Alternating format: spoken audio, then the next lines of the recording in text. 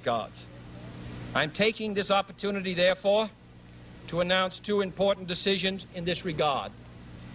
First, Chairman Khrushchev, Prime Minister Macmillan, and I have agreed that high-level discussions will shortly begin in Moscow, looking towards early agreement on a comprehensive test ban treaty. Our hope must be tempered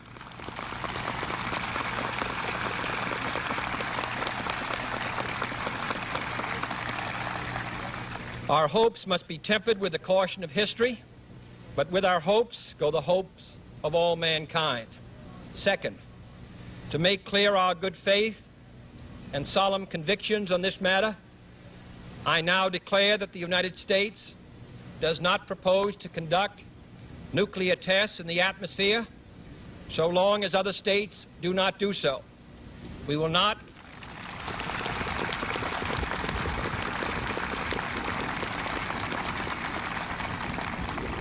not be the first to resume. Such a declaration is no substitute for a formal binding treaty, but I hope it will help us achieve one. Nor would such a treaty be a substitute for disarmament, but I hope it will help us achieve it. Finally, my fellow Americans, let us examine our attitude towards peace and freedom here at home. The quality and spirit of our own society must justify and support our efforts abroad. We must show it in the dedication of our own lives.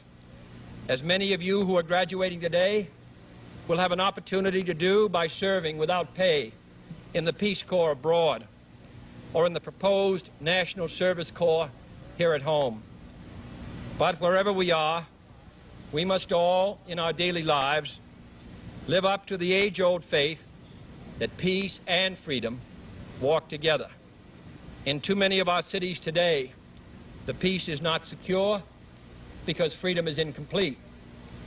It is the responsibility of the executive branch at all levels of government, local, state, and national, to provide and protect that freedom for all of our citizens by all means within our authority.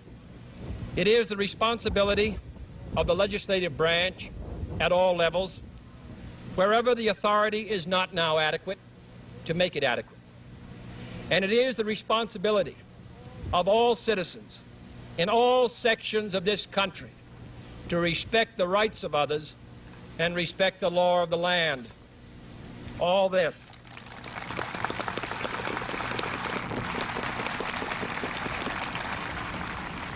this is not unrelated to world peace. When a man's way please the Lord, the Scriptures tell us, he maketh even his enemies to be at peace with him. And is not peace, in the last analysis, basically a matter of human rights? The right to live out our lives without fear of devastation, the right to breathe air as nature provided it, the right of future generations to a healthy existence. While we proceed to safeguard our national interests, let us also safeguard human interests. And the elimination of war and arms is clearly in the interests of both. No treaty, however much it may be to the advantage of all, however tightly it may be worded, can provide absolute security against the risks of deception and evasion. But it can, if it is sufficiently effective in its enforcement, and it is sufficiently in the interest of its signers, offer far more security and far fewer risks than an unabated, uncontrolled, unpredictable arms race. The United States, as the world knows, will never start a war. We do not want a war. We do not now expect a war. This generation of Americans has already had enough, more than enough, of war and hate and oppression.